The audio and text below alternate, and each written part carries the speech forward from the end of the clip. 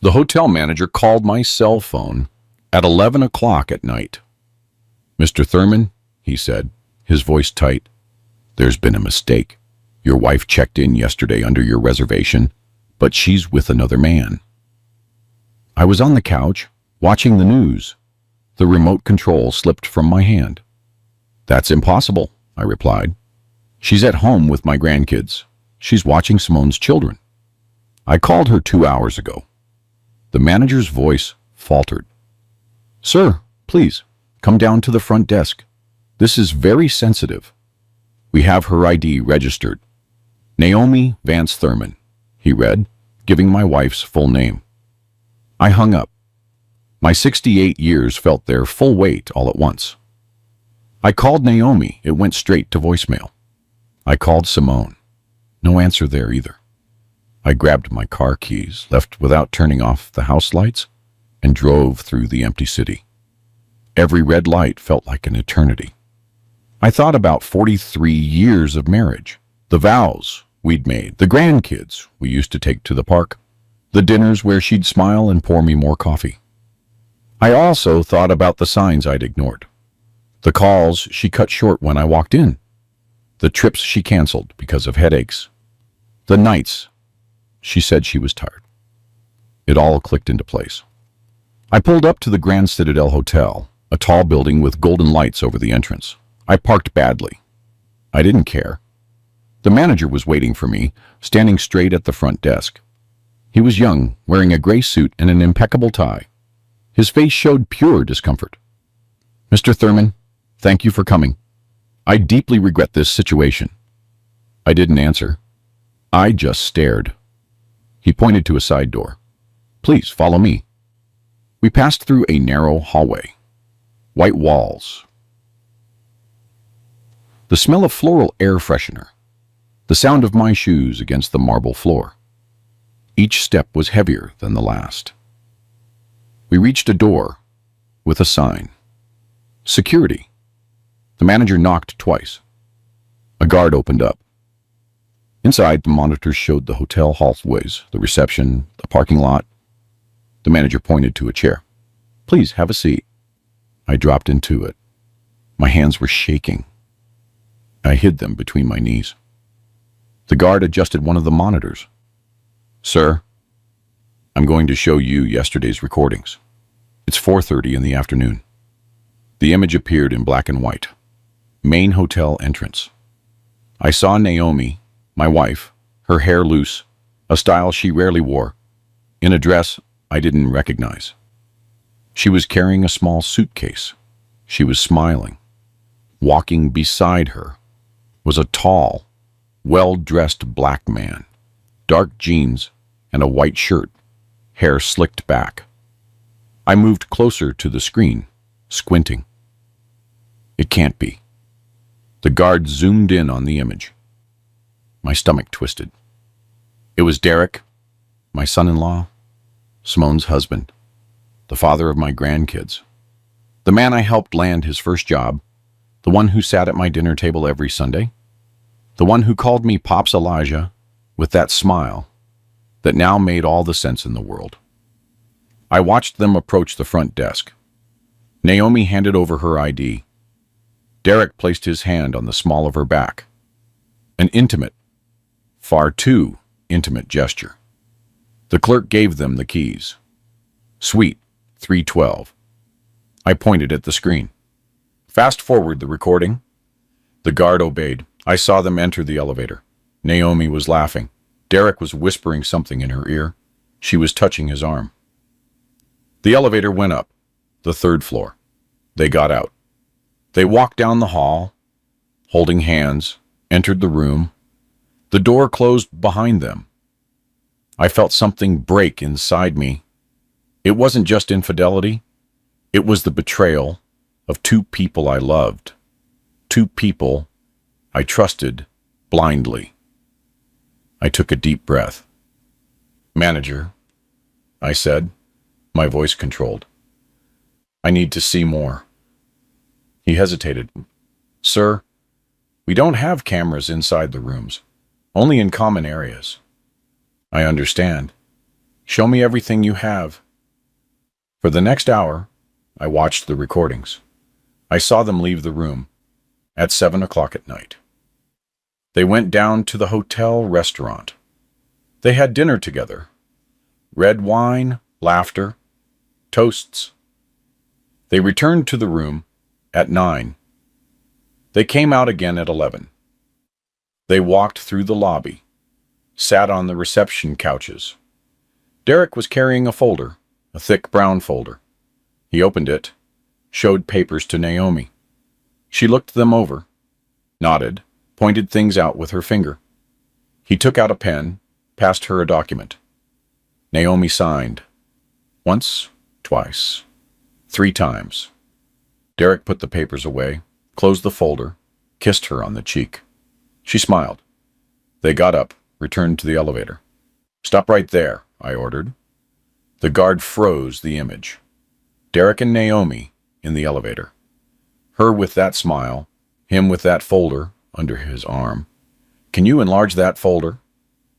The guard adjusted the zoom. The image lost quality, but something was readable. A white label stuck on the cover, black lettering. It said, "Thurman Estate. Transfer." My blood ran cold. This wasn't just an affair. It wasn't just sex. It was something bigger, something planned, something that involved my estate. The houses I'd built, working since I was 20 years old. The apartments I'd rented out for decades. The savings I'd protected by denying myself luxuries. Everything was at stake. "Manager," I said, getting to my feet, "I need a copy of all these recordings." He nodded. "Of course, Mr. Thurman. You'll have them on a USB drive in 15 minutes. I also need to know if they're still at the hotel." The manager checked his computer. "Yes, sir. They're still registered. They haven't checked out. The room is paid for until tomorrow at noon." "Perfect. Don't tell them anything. Act as if this never happened." He looked at me with understanding. I completely understand. I left the security room, walked back to the lobby. My legs weren't shaking anymore. Now there was something else inside me. It wasn't just pain. It wasn't just rage. It was clarity. Cold. Precise.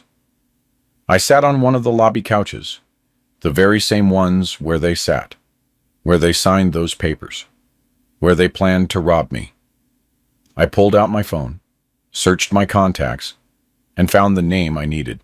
Marcus Stanton, my attorney for life. I dialed. He answered on the 3rd ring. "Elijah, what a surprise. It's almost 2 in the morning. Marcus, I need to see you first thing tomorrow. It's urgent." His voice changed. "Did something happen?" "Yes. Something very serious. I'll see you at 8 in your office." I hung up. The manager returned with the USB drive. I took the small device. "Thank you. One last thing. That brown folder the man was carrying. If he leaves it in the room or brings it back to the lobby, I want to know immediately." The manager wrote something in a notepad. "Count on it, Mr. Thurman. You have my direct number." I left the hotel. The cold morning air hit my face. I got in my car. I put the USB drive in my shirt pocket, over my heart. The evidence, the first piece of the puzzle. I drove back home, slower this time. I needed to think. I needed to plan. I wasn't going to yell. I wasn't going to make a scene. I wasn't going to beg them to stop. I was going to destroy them. Silently, precisely. I arrived home. The lights were still on. I went inside. Everything was the same. Naomi's coffee cup on the table, her slippers next to the couch, our wedding photo on the mantel, 43 years. Lies. No, not everything was a lie. But now, everything was contaminated. I poured myself a glass of whiskey, downed it in one gulp. went up to the bedroom, lay down on the bed fully dressed, and stared at the ceiling. I couldn't sleep. I didn't want to sleep. I just thought. I calculated. At 6 o'clock in the morning, my phone rang. It was Naomi. "Good morning, my love. The kids are up now. Simone had to leave early. I think I'll stay here until the afternoon." Her voice sounded normal, sweet, a liar's voice. "That's fine," I replied. "See you later. Take care." I hung up. She didn't know that I knew. That was my advantage. The silence, the patience, the strategy. I showered, shaved, and got dressed in a suit. At 8 o'clock sharp, I was in Marcus's office. He greeted me with 2 cups of freshly brewed coffee. We had been working together for 30 years. He'd drafted my will, reviewed all my rental contracts, and helped me buy my first property with a loan that seemed impossible. "Elijah, you look terrible. What happened?" I sat across from his desk, took the USB drive out of my pocket, and placed the device on the dark wooden table. "I need you to see this, but be prepared. It's heavy." Marcus plugged the drive into his computer, opened the files, and began watching the recordings. His expression changed from curiosity to surprise, from surprise to indignation. I watched him clench his fists as he saw Naomi and Derek entering the hotel. How he shook his head when he saw them signing papers. How he took off his glasses when the image of the folder with the label, Thurman Estate Transfer, appeared. "That son of a," he muttered. "I'm sorry, Elijah, but this is betrayal on all levels." "I know. That's why I'm here. I need to know what they're planning. I need to stop them before it's too late." Marcus closed the video, leaned back in his chair, and took a deep breath. "Let me review your documents, all the deeds, bank accounts, power of attorney forms, everything." We spent the next 3 hours reviewing my estate. Marcus opened folders, read contracts, verified signatures, called the bank, called the notary, called the county recorder's office. Each call made me more nervous. Each minute of silence while he read was an eternity. Finally, Marcus looked up. "Elijah, I have bad news. 3 weeks ago, Naomi presented a power of attorney in your name. She used it to initiate transfer procedures for 2 of your properties, the condo in downtown Atlanta and the beach house on Hilton Head Island, South Carolina." I felt the floor disappear beneath my feet. "That's impossible. I never signed any power of attorney." "I know. I reviewed the signature. It's a fake. A very good forgery, but fake. I can prove it. However, the procedure is already underway. If we don't stop it in the next few days, the properties will be in Derek's name. Derek, my son-in-law, the father of my grandkids, the man who ate at my table every Sunday." "There's more," Marcus continued. "Naomi also presented donations to a private geriatric clinic. She requested information about permanent institutionalization.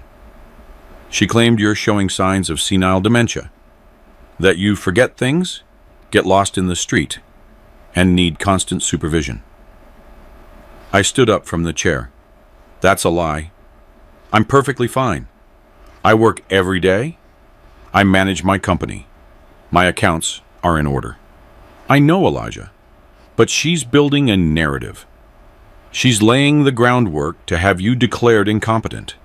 If she succeeds, she can take total control of your estate. She can sell everything. She can have you institutionalized against your will." The rage I felt at that moment was different from anything I'd experienced before. It wasn't explosive. It was cold, calculated, deadly. "What do I need to do?" Marcus took out a notepad and started writing. "First, we're going to cancel that fake power of attorney. I'll handle that today. Second, we're going to freeze all movement on your properties.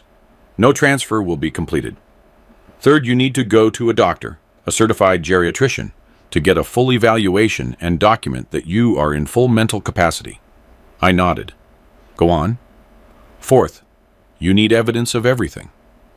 Beyond these videos, you need documents, audio recordings, messages, emails, anything that proves the conspiracy.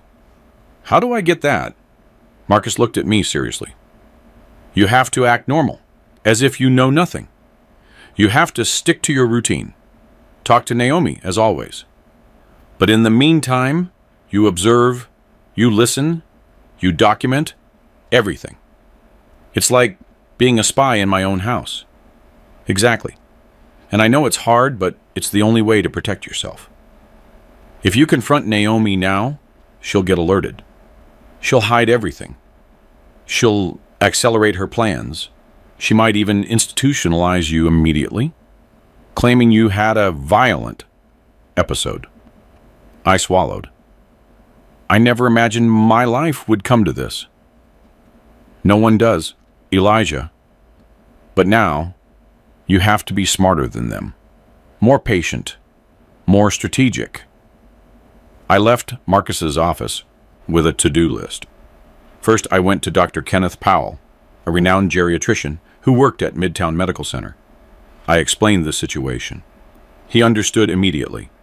He ran tests on me for 4 hours: memory, reasoning, coordination, cognitive analysis. At the end, he handed me a full report. Mr. Thurman, you are in perfect mental condition. Your cognitive capacity is above average for your age. There are no signs of dementia, Alzheimer's, or neurological deterioration. This document officially certifies it. I put the report in an envelope, the second piece of the puzzle. Then I went to the bank. I asked to speak to the manager, showed him my ID, and requested the full history of movements for all my accounts for the last 6 months. The manager printed the documents. I reviewed each page. I found withdrawals I didn't recognize. Some transfers to accounts I had never authorized. Small amounts. $500 here, $800 there, $10,000 later. In total, they added up to more than $20,000. Mr. Thurman, these transfers were authorized with your personal key. I never authorized these movements. I need certified copies of each one with the date, time, and destination, account number. The manager looked concerned. Of course. I'm also going to change all your access passwords immediately, and I'm activating a security alert on all your accounts. Perfect. And I need to know whose name the destination accounts are in. The manager checked his computer. All 3 accounts are in the name of Derek Kincaid, my son-in-law. Everything led back to him again. I returned home at 6 o'clock in the evening. Naomi was in the kitchen preparing dinner. She was wearing the apron I bought her for our 40th anniversary. She smiled as she chopped vegetables. Hey, love, how was your day? I looked at her. This woman with whom I had shared 43 years, with whom I had 2 children, with whom I'd built a life. Now, she was a stranger, an enemy, a thief. But I smiled. I acted normal. Good. A lot of work at the office. And you? How are the grandkids? Good. Simone came to pick them up at noon. You know how she is, always busy. I walked over. I kissed her on the cheek.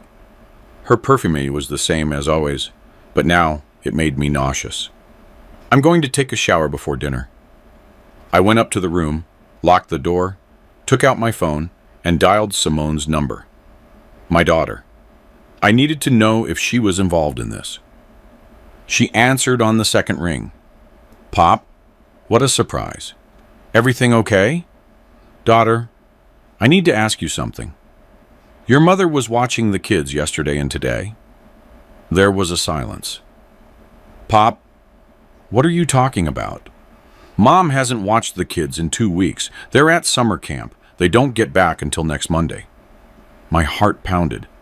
Are you sure? Of course I'm sure, Pop. Is something wrong?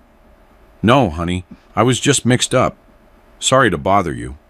I hung up. Naomi had lied to me directly, without hesitation. The grandkids were her perfect alibi.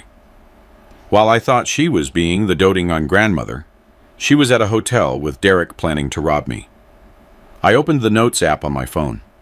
I started documenting everything: date, time, Naomi's lie, the conversation with Simone, the $20,000 stolen, the properties in the process of transfer. Every word I typed was one more piece of evidence. Every documented lie was one more nail in their coffin. I went down for dinner. Naomi served smothered pork chops with collard greens and cornbread, my favorite meal. She sat across from me, smiling. "You know," she said, "I've been thinking. We should take that trip to Europe you always wanted. Paris, Rome, Barcelona, before we get too old."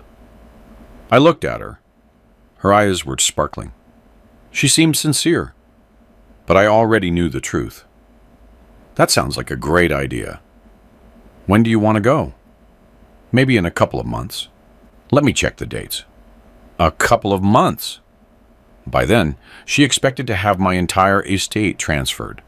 She expected to have me declared incompetent, maybe institutionalized. Then the trip to Europe would be just for her and Derek, with my money. We ate in silence. Every bite was hard to swallow. Every smile from her was a reminder of her betrayal. After dinner, I excused myself. I said I had work to do. I went up to my study, locked the door, and took a shoebox out of the closet. Inside, I kept old documents, bills, receipts, photos.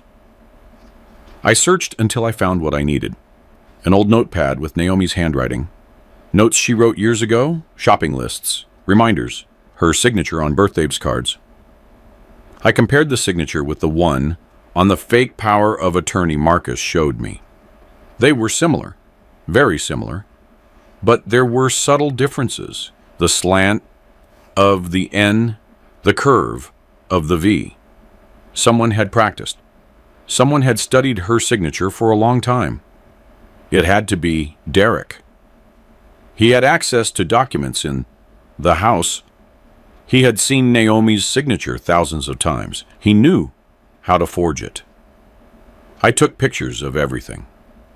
I uploaded the images to a cloud folder, backup after backup, evidence after evidence. My phone vibrated, a text from Marcus. "I canceled the fake power of attorney. The transfers are frozen. But hurry, we need more proof before they try something more drastic." I replied. "Understood. I'm on it." I turned off the study lights and went downstairs. Naomi was in the living room watching television. I sat next to her, took her hand. "I love you," I told her. She smiled. "I love you too, liar." The next few days were the hardest of my life.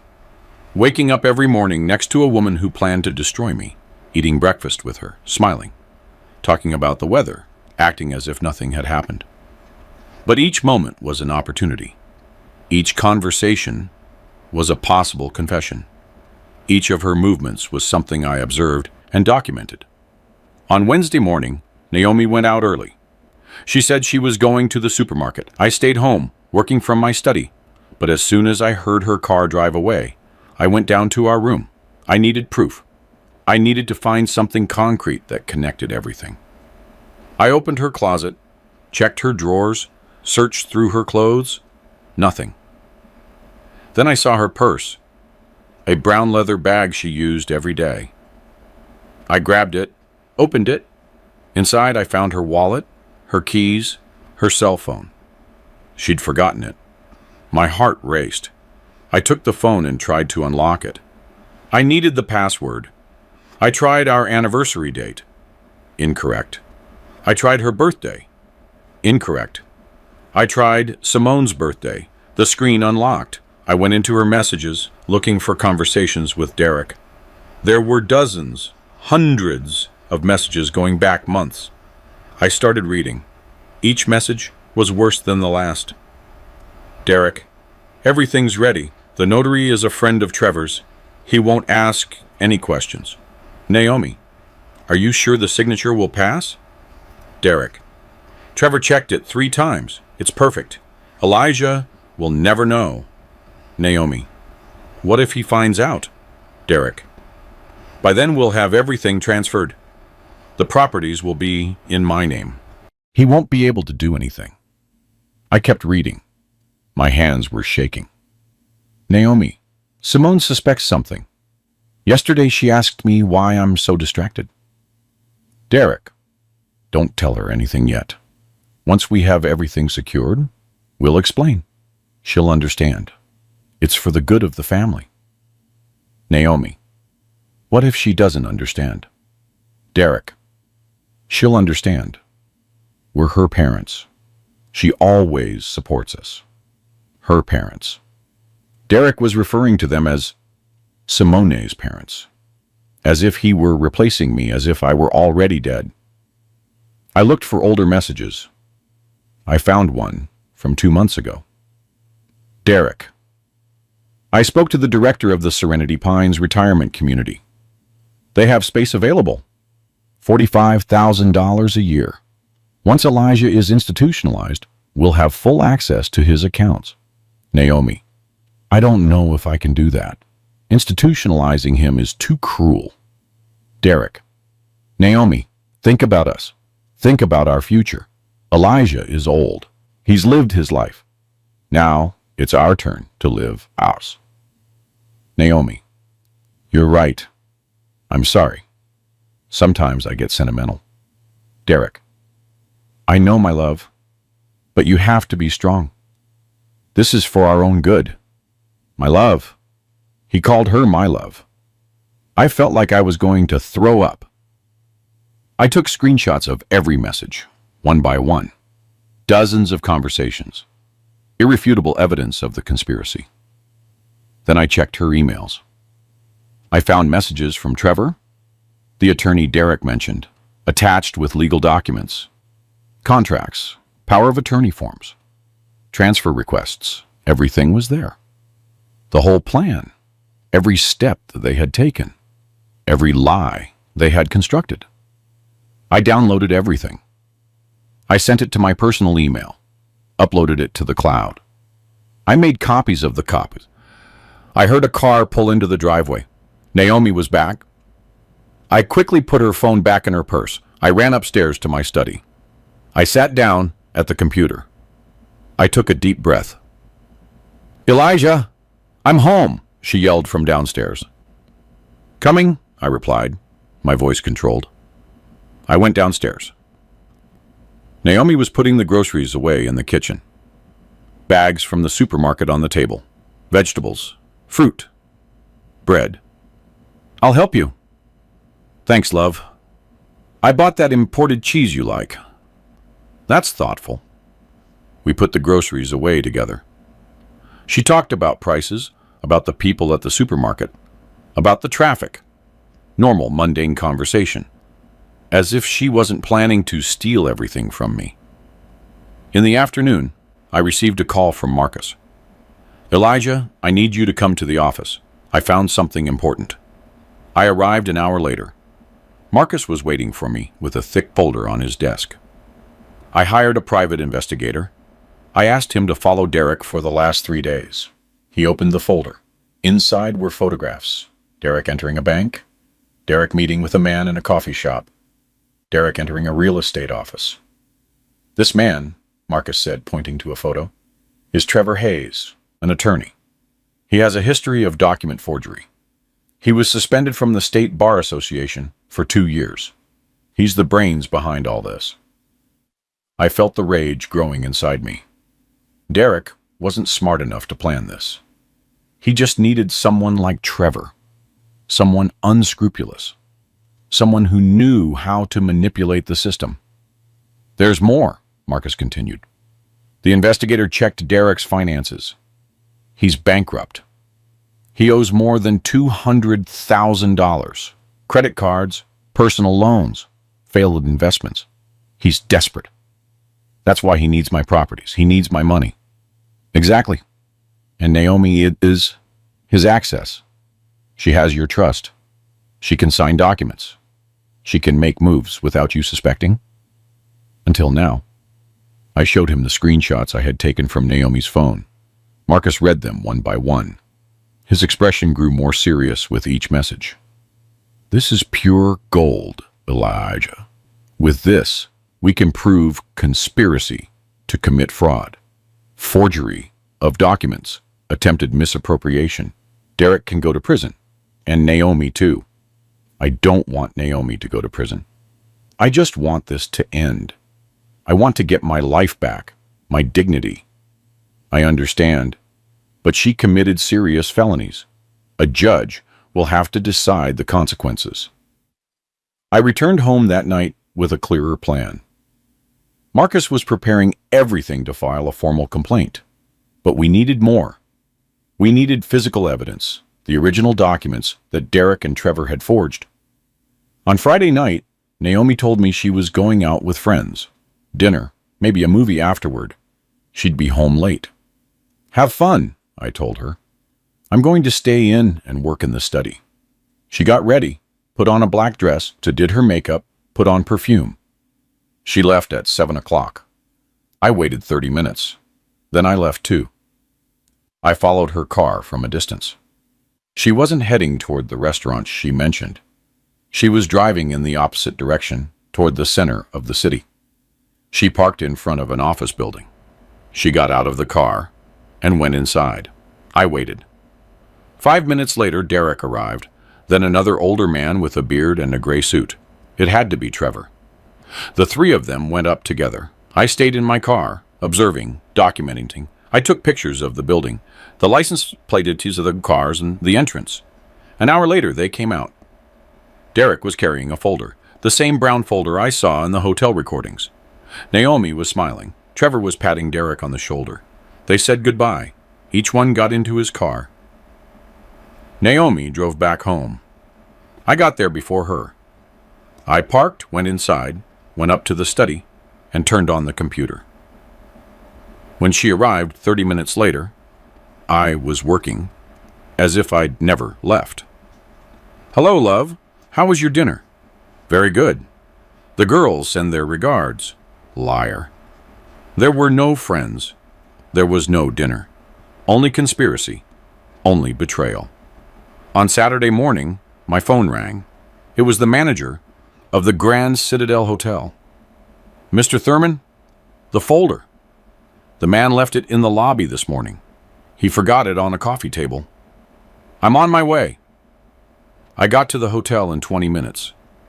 The manager was waiting for me in his office. On his desk was the brown folder, the same one I'd seen in the recordings, the same one Derek was carrying last night.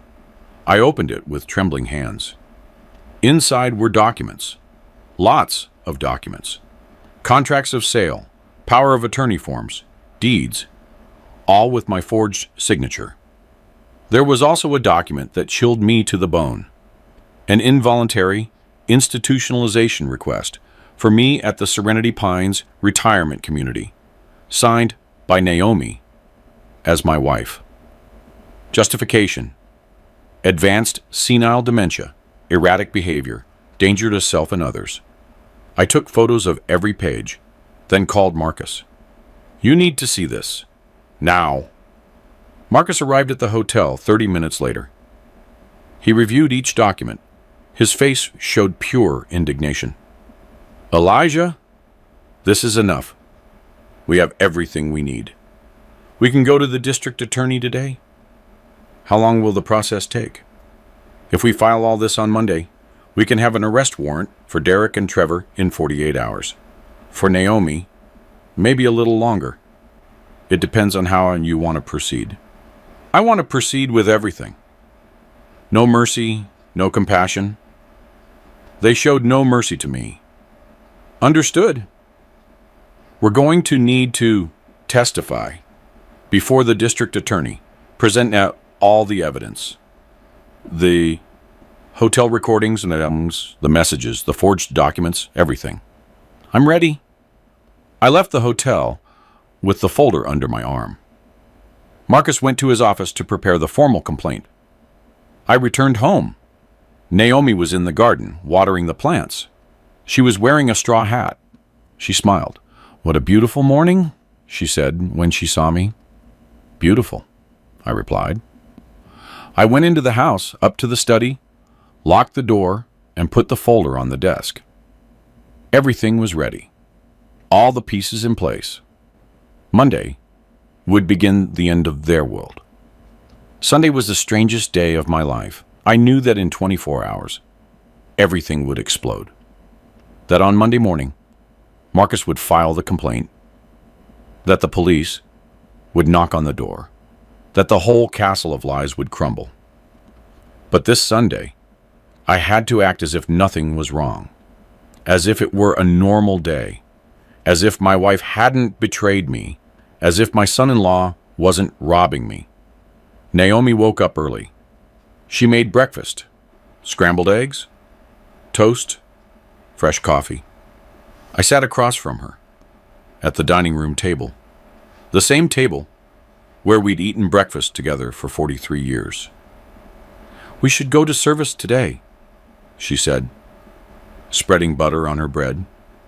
"It's been a while." I looked at her. She wanted to go to church after robbing me, after planning to institutionalize me, after signing fake documents. She wanted to go ask God for forgiveness. "Sounds good," I replied. "Let's go to the 11 o'clock service."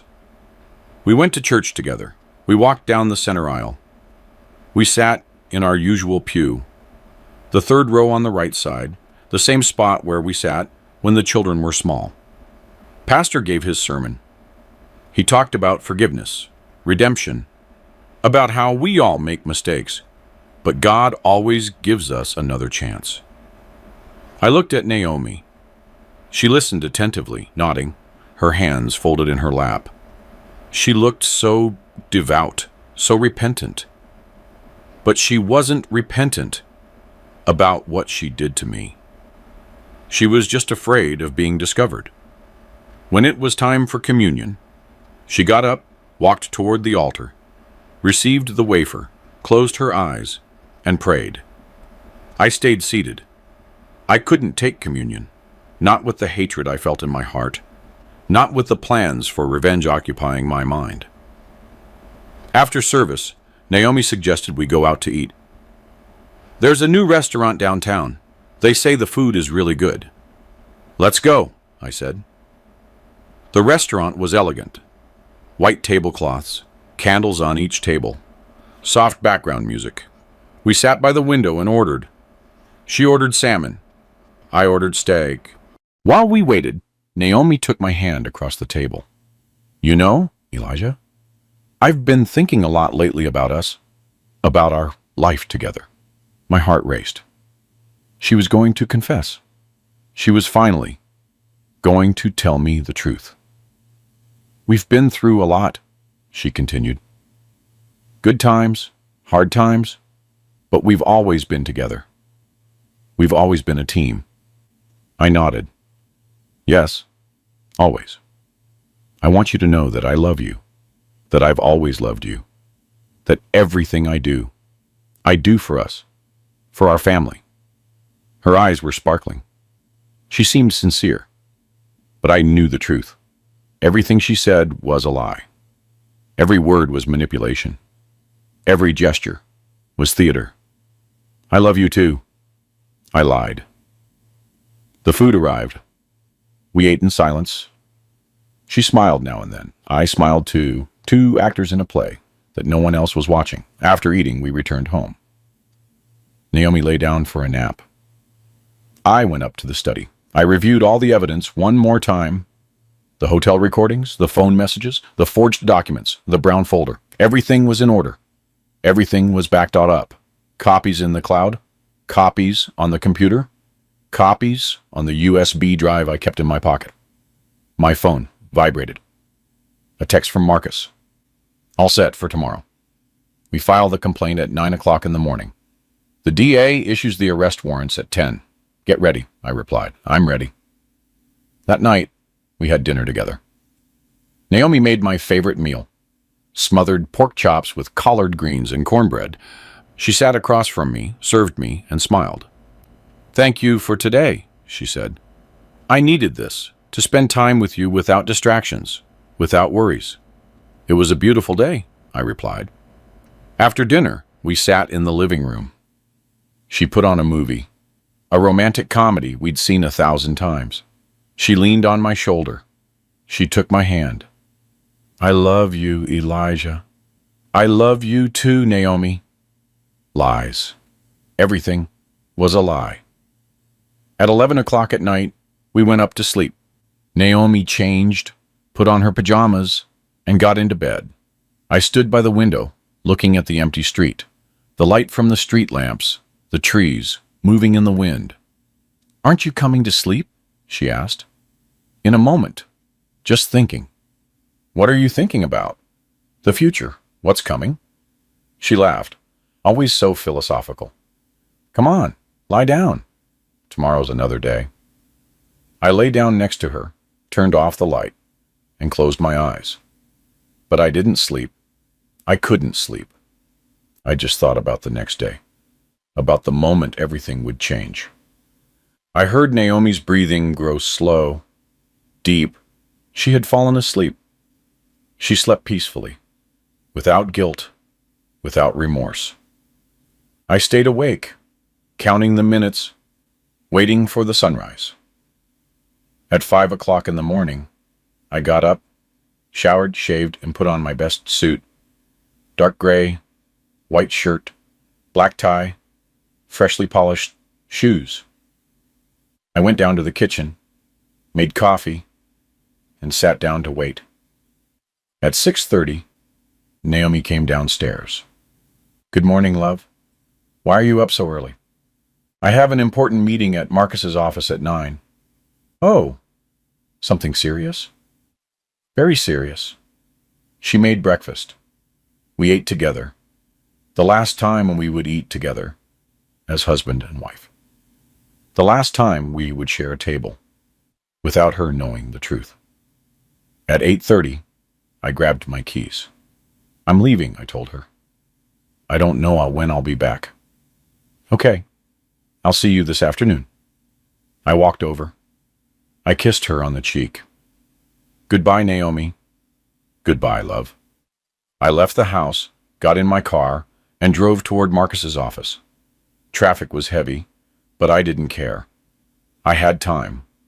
All the time in the world. I arrived at 9:05. Marcus was waiting for me at the entrance to his office. Good morning, Elijah. Ready? More than ready? We went up to his office. On the desk was a thick folder, full of documents, all the evidence organized, each piece numbered and cataloged. The district attorney is expecting us at 9:30, Marcus said. We're going to present everything. He'll review it. If he's satisfied, he'll issue the warrants immediately. And then the police will go for Derek and Trevor. They'll arrest them and take them in for questioning. Depending on what they say, they might implicate Naomi or try to protect her, but we have enough to charge her too. Yes, the messages are clear. She was aware of everything. She actively participated. She can't plead ignorance. Perfect.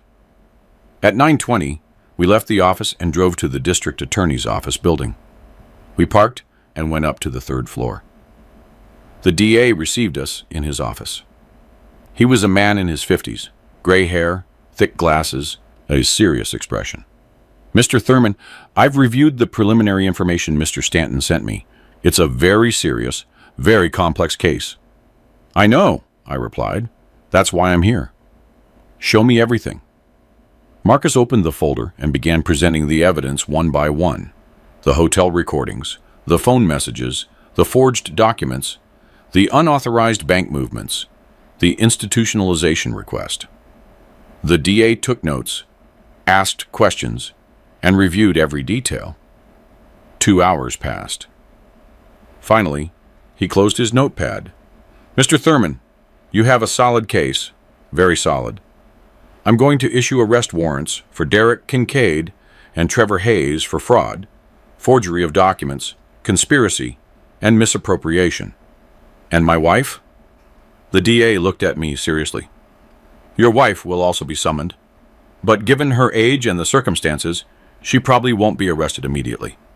She'll have to come in for a statement, and depending on her statement, we'll determine the formal charges. I understand.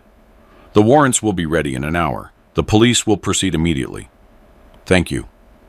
We left the DA's office. Marcus patted me on the shoulder. It's done, Elijah. There's no turning back now. I know, and I don't want there to be.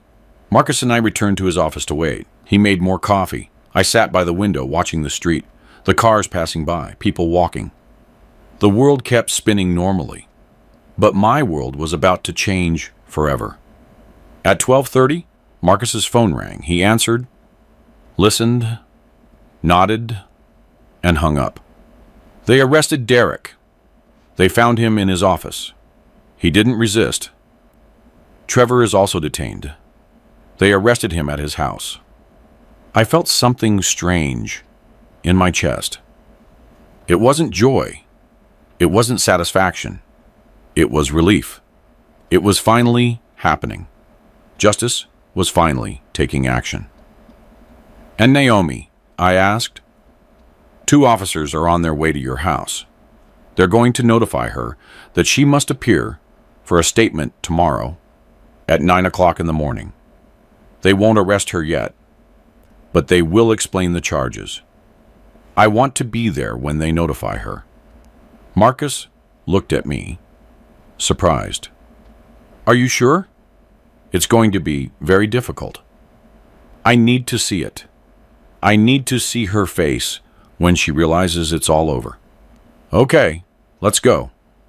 We drove toward my house. On the way, my phone rang. It was Simone. Pop, what's going on? The police just arrested Derek at his office. They called me from his work. They say it's for fraud, for document forgery. My heart broke when I heard her voice. She sounded confused, scared. My daughter knew nothing. She was innocent in all this. Honey, I need you to come to the house, now. I'm going to explain everything. Pop, you're scaring me. I know, but trust me. Come home, please. Okay, I'm on my way. We arrived at my house 5 minutes before the police. I went inside. Naomi was in the living room watching television. When she saw me, she smiled. You're back. How was your meeting? Before I could answer, the doorbell rang. Naomi got up. I'll get it. Let me, I said. I opened the door. 2 police officers were outside. A man and a woman. Immaculate uniforms. Serious expressions. Good afternoon. We're looking for Naomi Vance Thurman. Naomi approached. That's me. Is something wrong? The officers stepped inside. Ma'am, we need to speak with you. It's about your husband, Mr. Elijah Thurman. Naomi looked at me, confused. Elijah? What's going on? The female officer took out some documents.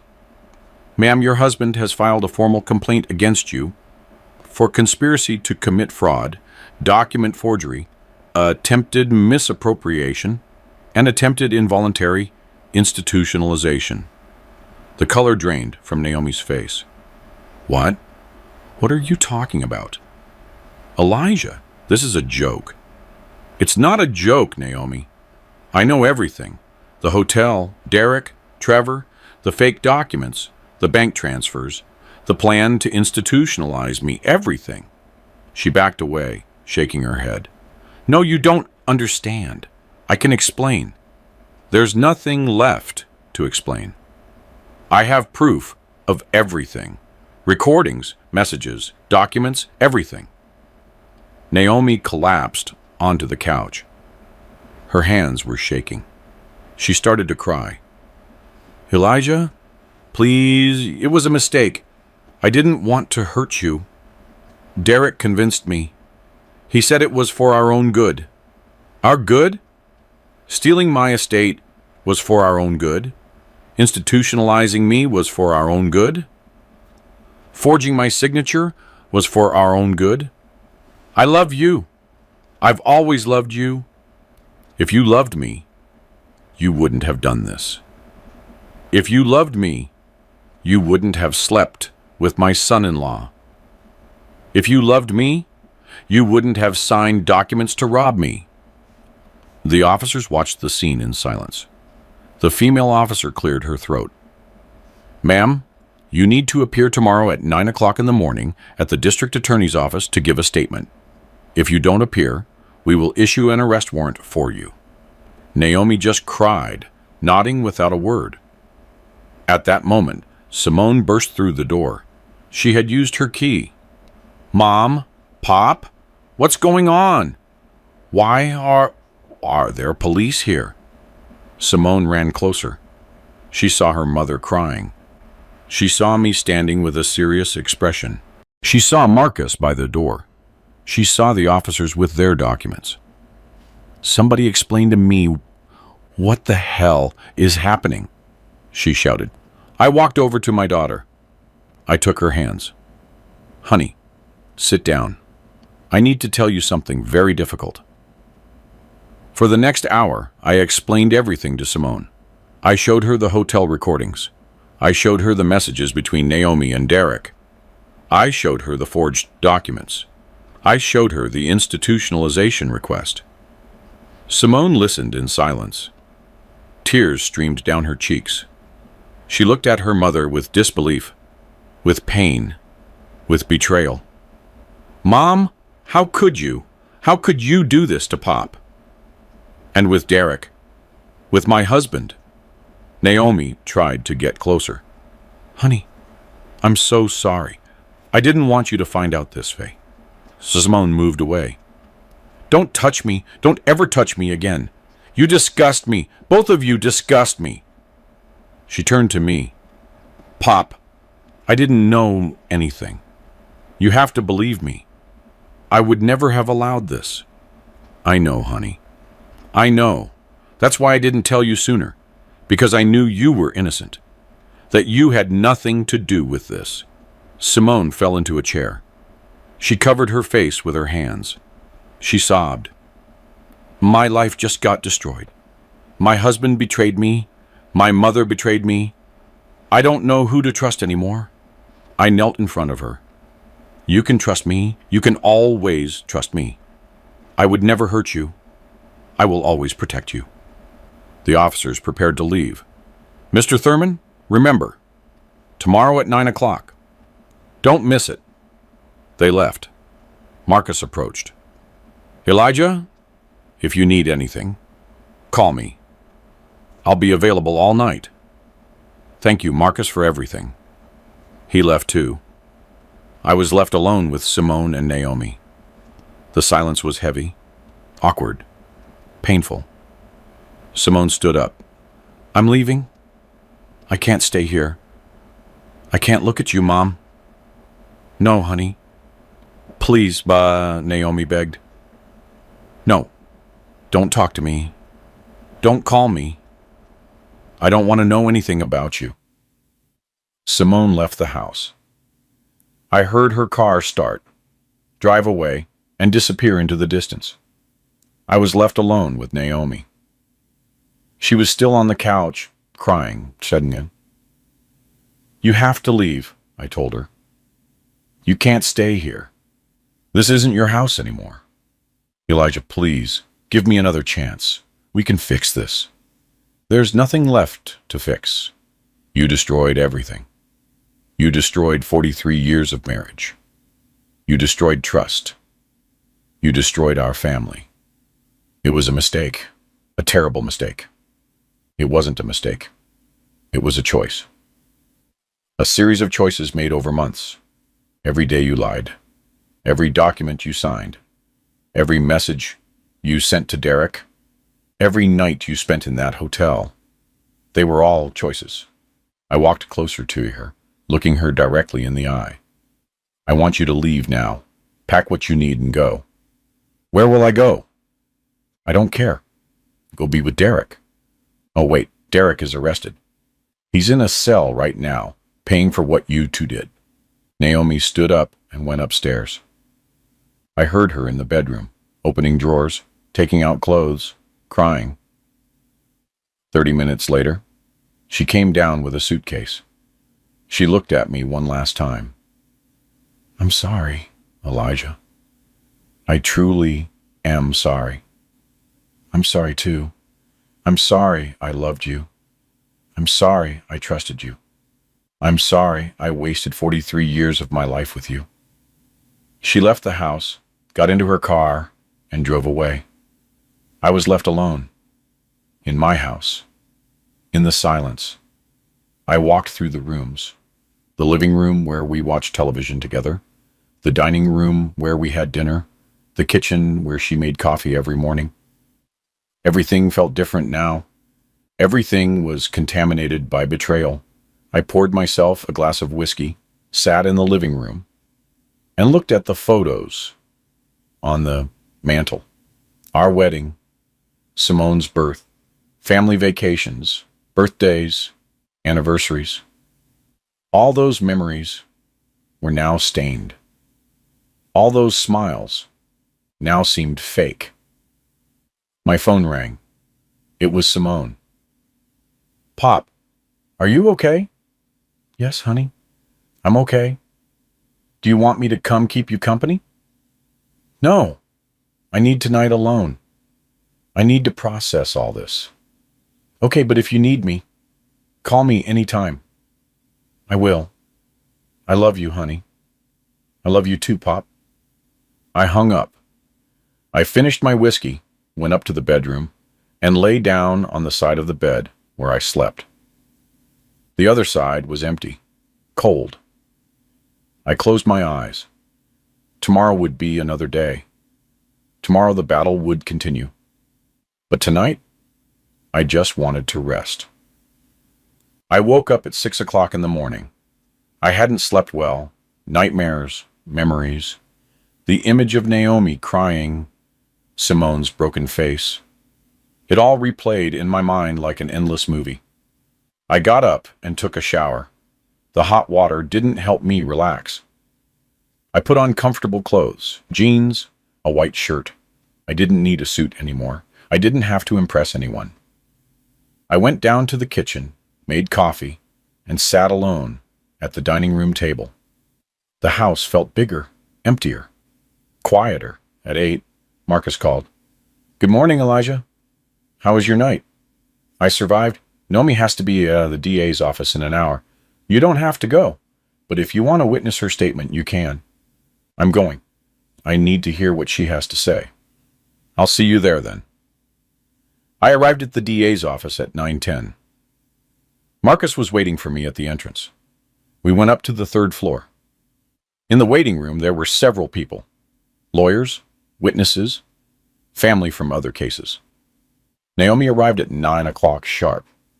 She was accompanied by a lawyer I didn't know, a young man, cheap suit, old briefcase. She saw me. She immediately dropped her gaze. They went into the DA's office. Marcus and I waited outside. 30 minutes. 40. An hour. Finally, the door opened. Naomi came out. Her eyes were red, swollen from crying so much. Her lawyer held her arm. She walked past me without a word. The DA called us in. "Please come in." We entered his office. The DA was sitting behind his desk. He had documents in front of him, audio recordings, handwritten notes. "Mr. Thurman, your wife just confessed." He confirmed everything. The plan with Derek, Trevor's involvement, the forged signatures, the unauthorized bank withdrawals, the plan to institutionalize me. I felt a weight in my chest. A part of me had hoped she would deny everything, that she'd say it was a misunderstanding, that there was an explanation. But no. She had confessed. Everything was real. Everything was true. She also gave us additional information, the DA continued. Derek has debts with dangerous people, illegal loan sharks. He owed more than $300,000. They threatened him. They told him that if he didn't pay in 3 months, they would go after his family, after Simone, after his children. So this was for money? To save his own skin? Basically, yes. Trevor proposed the plan.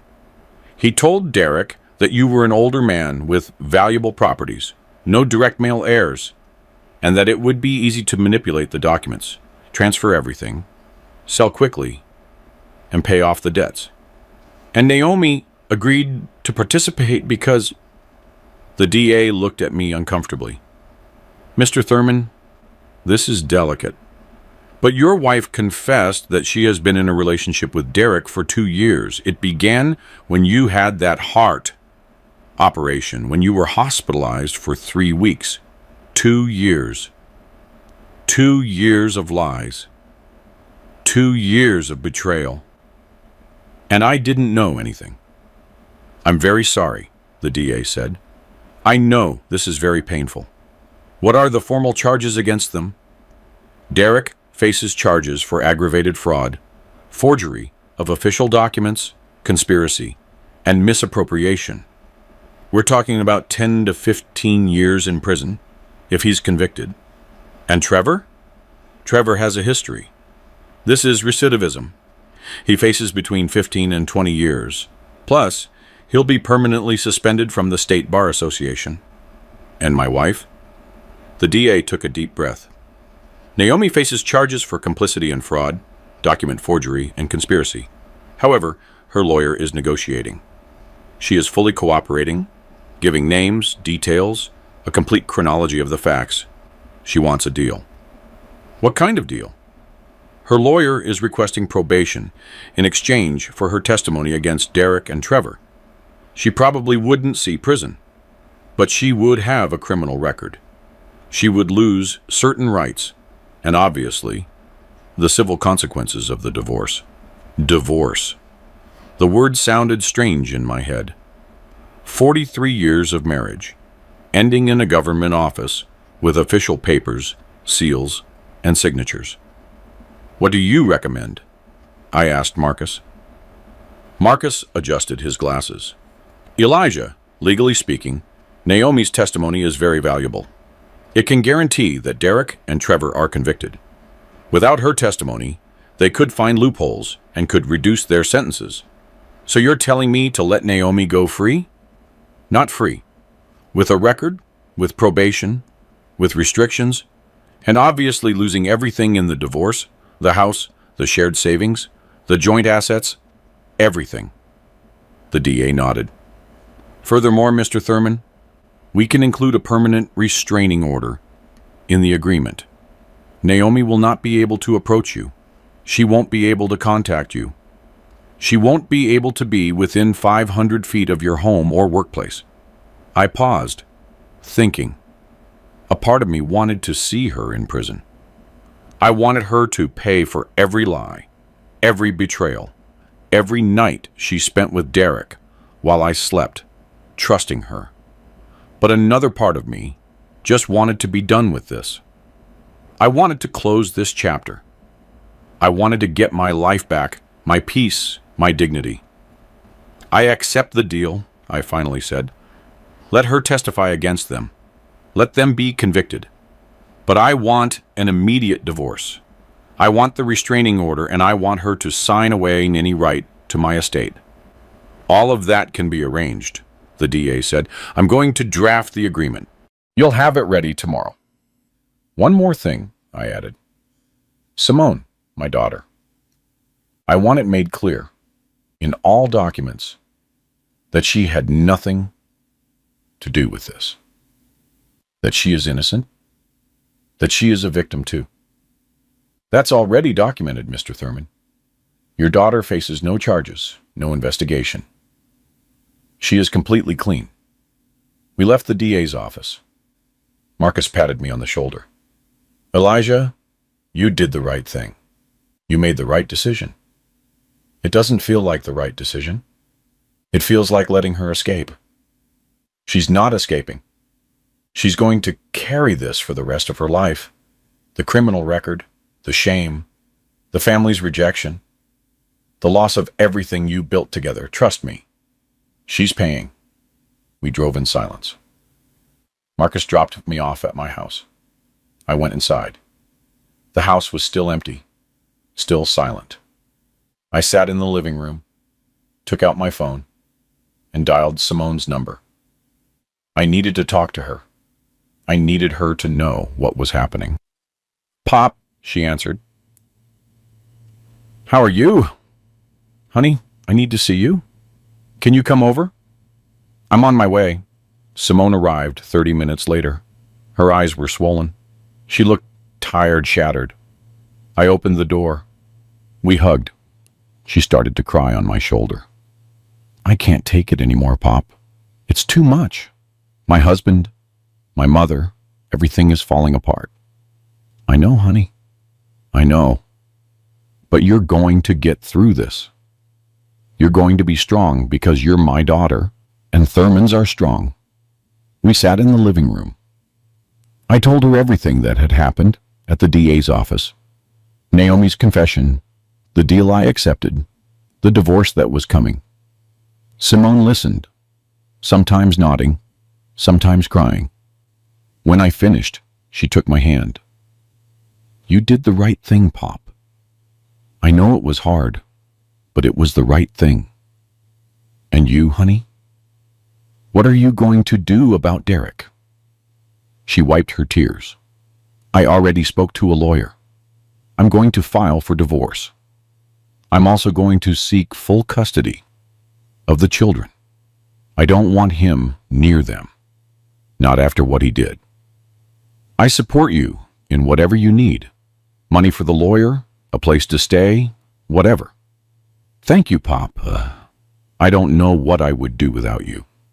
You're never going to have to find out. I'll always be here for you." Simone stayed the rest of the day. We ordered food, watched television, and talked about simple things. The weather, the kids, her plans for the future. For the first time in weeks, I felt calm. Not happy, but calm. The storm was passing. The sun was starting to rise. The next few days passed in a blur of legal meetings, document signings, statements, and testimonies. Marcus guided me every step of the way, explaining every paper I signed, overlooking every legal consequence of my decisions. On Wednesday, Naomi formally testified against Derek and Trevor. I wasn't present. I didn't want to see her. I didn't want to hear her voice. Marcus kept me informed by phone. She did well, he told me. She was detailed, precise. She told everything from the beginning. How Derek seduced her 2 years ago. How he told her about his debts. How Trevor appeared with the plan. Every meeting they had. Every document they signed. That guarantees their conviction. With her testimony, they have no defense. They're going to prison. It's certain. On Thursday, I signed the divorce papers. Marcus had worked with Naomi's lawyer to prepare everything. She renounced any right to my estate. The properties stayed in my name. The bank accounts, the savings, the investments, everything. In exchange, I wouldn't file additional charges against her. I wouldn't seek economic compensation. I wouldn't pursue her legally, beyond the current criminal case. She signed without protesting. Her lawyer told me she was repentant, that she wanted to cooperate, that she just wanted this all to be over. I didn't care what she wanted, not anymore. On Friday afternoon, the DA called me. "Oh, Mr. Thurman, we have a date for Derek and Trevor's preliminary hearing. It will be next Tuesday. You must be present as the injured party." "I'll be there. I also want to inform you that we found more evidence during the investigation. Derek wasn't just planning to rob you. He had also forged documents for other clients of his company. He defrauded at least 3 other people, seniors like you, using the exact same method. That bastard was a professional at this." "That's right, and Trevor was his legal facilitator. They had been doing this for at least 5 years. You aren't their first victim, but thanks to your courage in reporting it, you're going to be their last. I'm glad something good came out of all this mess." I spent the weekend with Simone and my grandkids. She had temporarily moved into my house. She didn't want to be alone in the apartment she shared with Derek. The kids didn't fully understand what was happening. They just knew Daddy wouldn't be home for a while. "Pop, Pop," asked my older grandson Isaiah, a boy of 7. "Why isn't Daddy coming to visit us?" "Your dad is busy with work," Simone replied before I could say anything. "But you'll see him soon." A lie. Derek wouldn't see his children for a long time, maybe years, maybe until he got out of prison and they were already grown. We played in the yard, watched movies, and made popcorn. I tried to give them the normal childhood they deserved, protecting them from the chaos that we adults had created. Monday night, I couldn't sleep. Tomorrow would be the hearing. I would see Derek for the first time since his arrest. I would see Trevor. I would have to sit in the same room with them. Listen to the formal accusations, see the judge decide if there was enough evidence to take them to trial.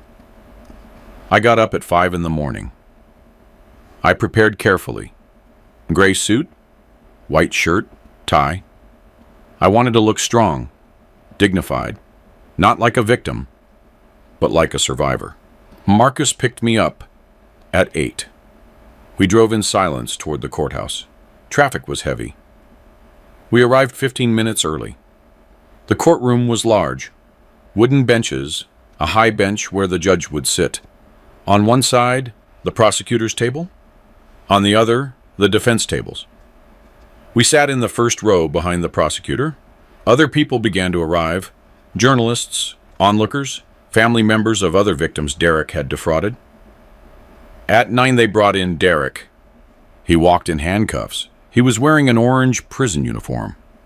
He looked haggard, with dark circles under his eyes. He had lost weight. His hair was messy. He was no longer the confident, smiling man who sat at my table every Sunday. Our eyes met for a second. He immediately looked away. Shame, or maybe fear. I don't know. I didn't care.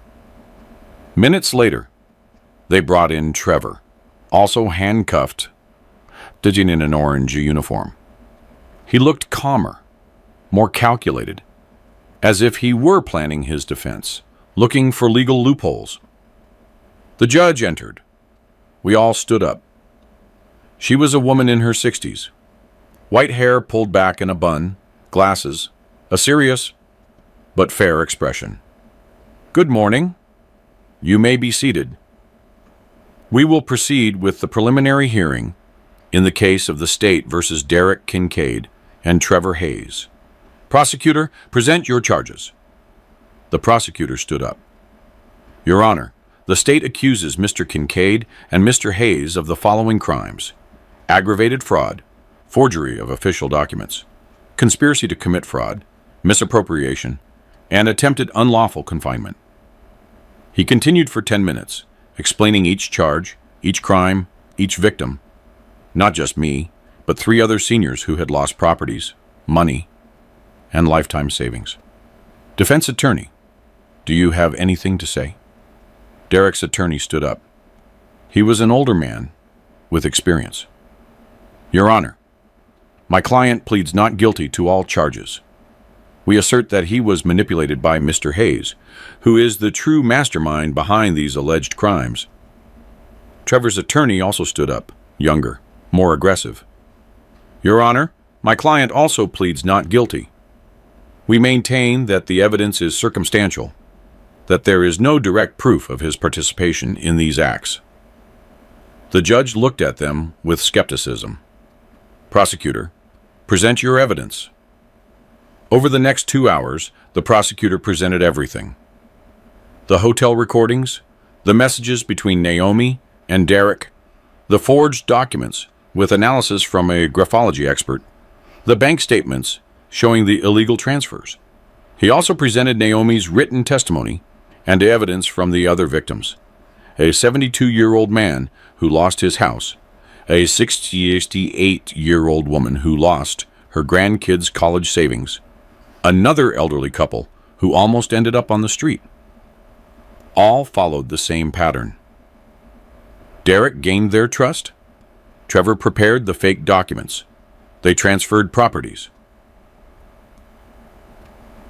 emptied accounts, and disappeared before the victims realized. The courtroom was silent. Even the journalists had stopped taking notes. They only listened, horrified by the magnitude of the crimes. Finally, the judge spoke. I have heard enough. There is more than sufficient evidence to proceed to trial. The defendants will remain detained without bond. They represent a danger to society. There is a risk of flight. The trial date will be in 60 days. She hit her gavel. Hearing adjourned, the guards took Derek and Trevor away. Derek turned to look at me one last time. This time, he didn't look away. He looked straight at me. His eyes said something. I'm not sure if it was regret or simply hatred for having discovered him. I didn't care. He had dug his own grave. Now, he would have to lie in it. We left the court. Journalists surrounded us. Mr. Thurman? Mr. Thurman? How do you feel? Do you have a statement? Marcus pushed them aside. No comment. Please respect his privacy. We got in the car. We drove in silence for several minutes. Finally, Marcus spoke. It's done, Elijah. It's really done. Yes, it's done. What are you going to do now? I looked out the window. The rain had started to fall, soft drops against the glass. I'm going to live, simply live, without fear, without looking back, only forward. That sounds like a good plan. We arrived at my house. I thanked Marcus one more time. I went inside. Simone was in the kitchen with the kids. They were making cookies. The house smelled like cinnamon and sugar. The kids were laughing. Simone was singing. Normal life, everyday life. Life without betrayal, without lies, without conspiracy. I joined them. I helped decorate the cookies. The kids smeared flour on my face. Simone took photos. We laughed together. For the first time since I received that call from the hotel manager, I felt something close to peace.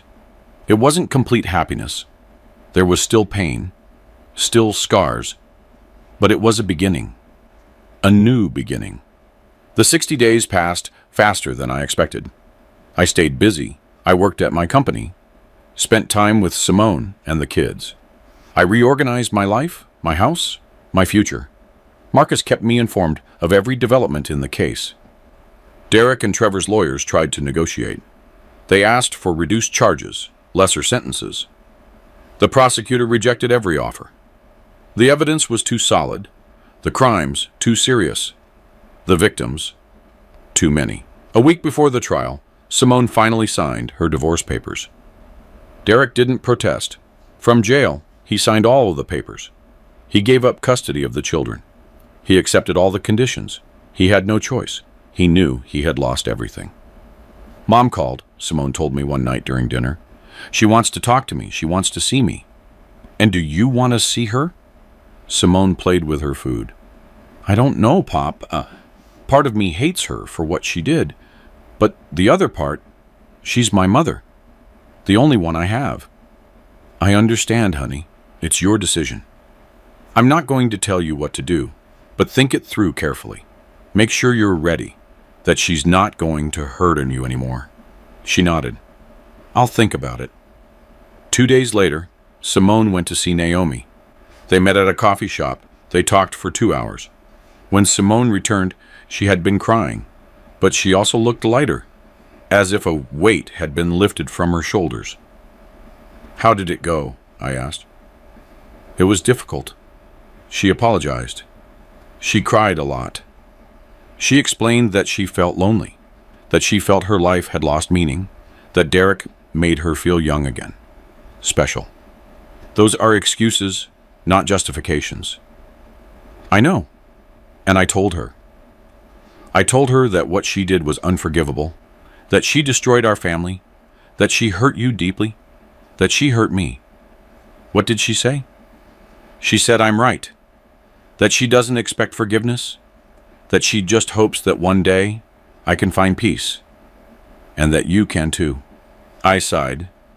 Your mother always knew how to say the right words, even when her actions were completely wrong. Finally, the day of the trial arrived. It was a Monday. The sky was gray. It looked like rain. I went to the court early. The courtroom was full, fuller than at the preliminary hearing. Journalists, television cameras, Derek and Trevor's other victims, their families, onlookers who had followed the case in the news. I sat in my usual spot, the first row behind the prosecutor. Marcus was next to me. Simone decided not to come. She didn't want to see Derek. She didn't want to relive the pain. The judge entered. We all stood up. The trial began. For 3 days, the prosecutor presented his case. He called witnesses, document experts, banking specialists. The other victims testified through tears about how they had lost everything. I testified too. I went up to the stand and swore to tell the truth. The prosecutor asked me questions. I told him my entire story, from the call, from the hotel manager to the moment I discovered the full plan. Derek's lawyer cross-examined me afterward. He tried to discredit me. He suggested that I had misinterpreted the situation, that perhaps Naomi and Derek were just friends, that the documents could be an administrative error. I looked directly at him. Mr. Attorney, I am 68 years old. I have worked 45 years of my life. I have built an estate honestly. I know the difference between an administrative error and a conspiracy to rob me of everything. I am not a confused old man. I am a man who almost lost everything because of your client. The courtroom applauded. The judge hit her gavel. Order! Order in the court! The lawyer asked no more questions. On the 4th day, the defense presented its case. Derek testified. He said that Trevor had manipulated him, that he really loved Naomi, that he never wanted to hurt anyone, that he was just desperate because of his debts. The prosecutor tore him apart in the cross-examination. He showed him the messages with Naomi, where they planned every step, the documents he himself had signed, the bank transfers that only he had authorized. Derek had no answers, only excuses, only fake tears. Trevor didn't even testify. His lawyer said he invoked his right to remain silent. He knew that anything he said would only sink him deeper. On the 5th day, the lawyers presented their final arguments. The prosecutor was forceful. These men are predators, hunters of vulnerable seniors. They destroyed lives. They stole lifetime savings. They planned to institutionalize healthy people just to steal their properties. They deserve the maximum punishment the law allows. The defense attorneys asked for clemency. They talked about the defendants' families, their regrets, their chances of rehabilitation. The judge listened to everything. She took notes. Finally, she spoke. I have heard all the testimonies. I have reviewed all the evidence. This is a clear case of systematic and premeditated fraud. The defendants operated with malicious intent, without remorse, for years. She paused. The courtroom was in complete silence. I find Derek Kincaid guilty of all charges. I sentence him to 14 years in prison, without possibility of parole for the first 7 years. Furthermore, he must pay full restitution to all victims. Derek collapsed in his chair.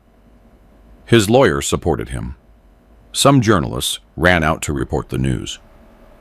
I find Trevor Hayes guilty of all charges, the judge continued. Given his recidivism and his role as the intellectual facilitator of these crimes, I sentence him to 19 years in prison, without possibility of parole, for the first 10 years. He must also pay restitution and is permanently suspended from the practice of law. Trevor showed no emotion. He just looked forward, cold and calculating until the end.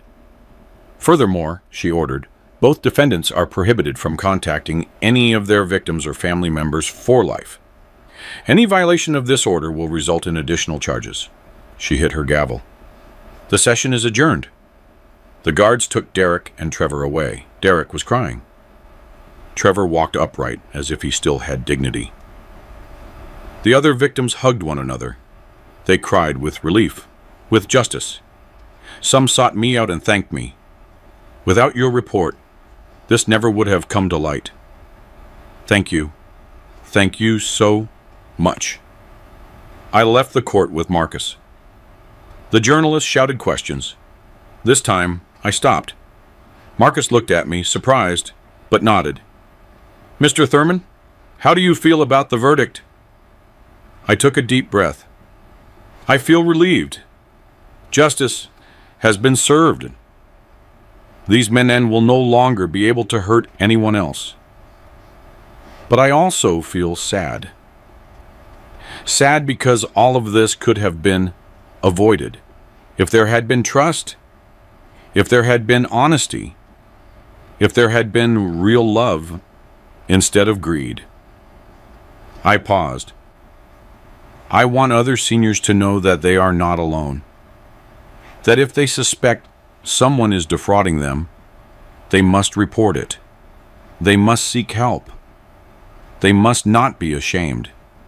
The criminals are the ones who should be ashamed, not the victims. Do you have a message for your ex-wife? I was silent for a moment. For Naomi, I only have this to say. I hope you find peace one day. I hope you use this time to reflect on your decisions. And I hope no one ever has to go through what you put me through. That was all. Marcus and I walked to the parking lot, got in the car, and drove in silence. Finally, Marcus spoke. It's over, Elijah. It's really over. Yes, it's over. What are you going to do now? I looked out the window. The rain had started to fall, gentle drops against the glass. I'm going to live, simply live, without fear, without looking back, only forward. That sounds like a good plan. We arrived at my house. I thanked Marcus one more time. I went inside. Simone was waiting for me. The kids ran to hug me. Pop, how did it go? Good, champ. Everything went well. We had dinner together that night. Simone made my favorite meal. We laughed. We told stories. The kids showed me their school drawings. Normal life. Simple life. Honest life. Exactly what I needed. 6 months passed since the trial, as life slowly found a new rhythm. A rhythm different from the 43 years I had known, but a rhythm of its own, honest and peaceful. Simone and the kids stayed living with me. At first it was temporary, just until she felt ready to be alone again. But the months passed, and none of us wanted them to leave. The house felt alive again, with children's laughter, the noise of toys, the smell of freshly baked cookies. I remodeled the house, painted the walls, changed the furniture. I took down all the old photos, the ones that showed Naomi and me smiling, the ones that showed a family that no longer existed. I put them in a box in the basement. I didn't throw them away.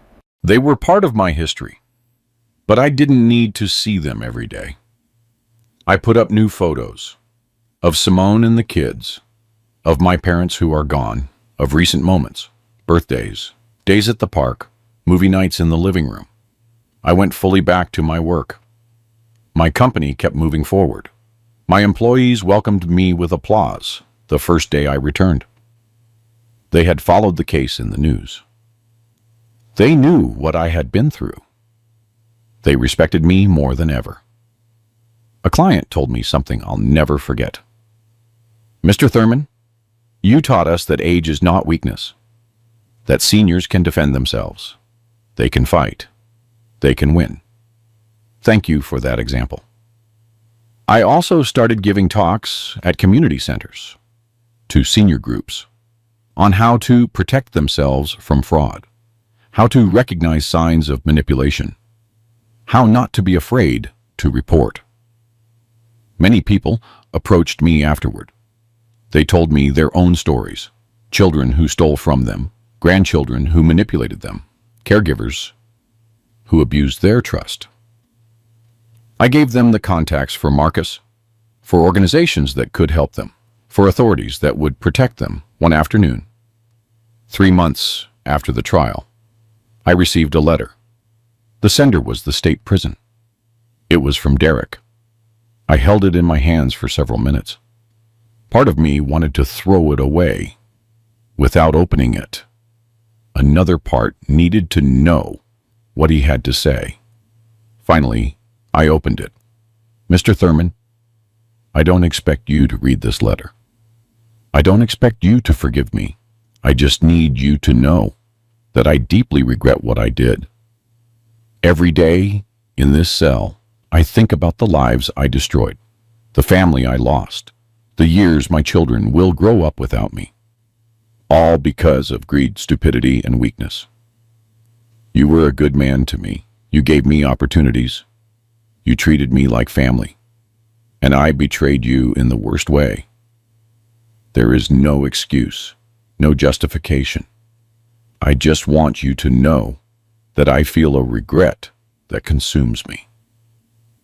Derek. I read the letter twice, then folded it and put it in a drawer. I didn't reply. There was nothing to say. His regret didn't change what he did. It didn't bring back the lost time. It didn't heal the wounds. But I didn't feed the hatred either. I simply let it go. He would have to live with his decisions. I would live with mine. Naomi completed her probation without problems. She moved to another city, far from here, far from the memories. Simone visited her twice. They said they needed to close cycles, to heal together whatever they could heal. I never saw her again. The restraining order was still in effect, and even if it wasn't, I had no desire to see her. That chapter of my life was closed, sealed, archived. One Saturday morning, Isaiah came running into my study. Pop, pop. Pop, pop. Look what I made at school. He showed me a drawing. Him, his sister, Simone, and me, the four of us holding hands. Bova. He had written in big letters, my family. It's beautiful, champ. I'm going to put it on my office wall. Seriously, it's the best work of art I've ever seen. His smile lit up the entire room. He ran off to tell his sister. Simone appeared in the doorway, smiling. He adores you, you know? He talks about you all the time at school. My pop this, my pop that. I stood up and hugged her. You all saved me, honey. When everything fell apart, you gave me a reason to keep going, to fight, to get my life back. You saved us, Pop. You gave us a home when ours was destroyed. You gave us stability. You gave us love. The kids are better off now than ever. And so am I. That afternoon, the four of us went to the park. The kids ran to the swings. Simone and I sat on a bench, watching them play, watching them laugh, watching them enjoy being children without the worries of the adult world. You know what's strangest, Nanyel, I said? For 43 years, I thought I had everything. A wife, a family, a stable life. But it was all fake, built on lies. And now, with less than I had, I feel more complete, more real, more myself. Simone took my hand. Because now you have the truth, Pop. And the truth, even if it hurts, is always better than the most comfortable lie. We returned home as the sun began to set. We made dinner together. The kids set the table. We ate, talking about our plans for Sunday. Maybe go to the movies or the museum, or just stay home and watch films. Simple plans, honest plans, plans of a real family. At night, after everyone had gone to sleep, I stayed in the living room with the lights off, just the moonlight streaming through the window. I thought about the entire journey, from that call from the hotel manager to this moment of peace. I had lost a lot. A wife, 43 years of what I thought was a happy marriage, my trust in someone I loved, money on lawyers and legal processes.